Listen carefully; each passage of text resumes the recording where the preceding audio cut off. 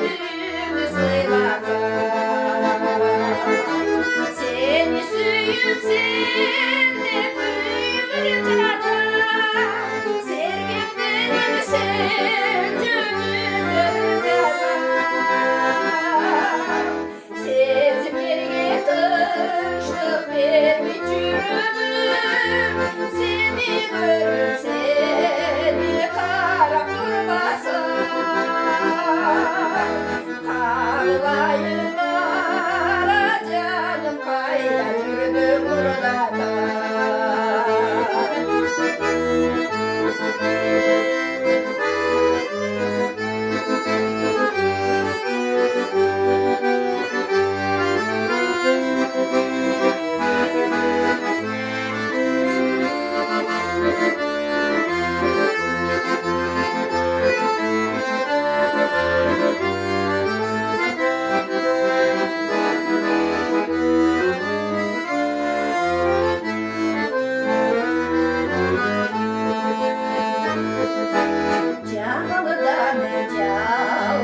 Canım kıymasa, can dünümü kalbim alıp sıymasa, yaralı kanday bir özümü dağlar, yalnız sana yürümü de sıracağım.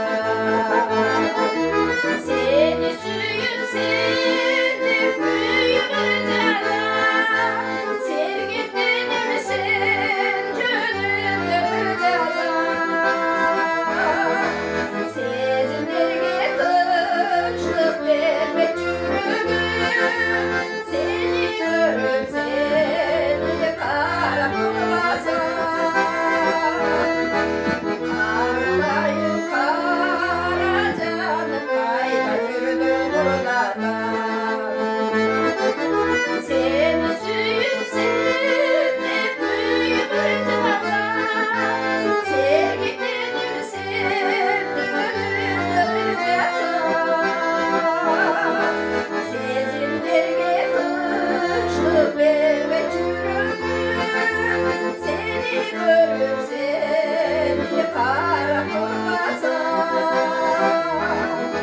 Karlayın kara canım kayda yürüdüm buralardan. Karlayın kara canım kayda yürüdüm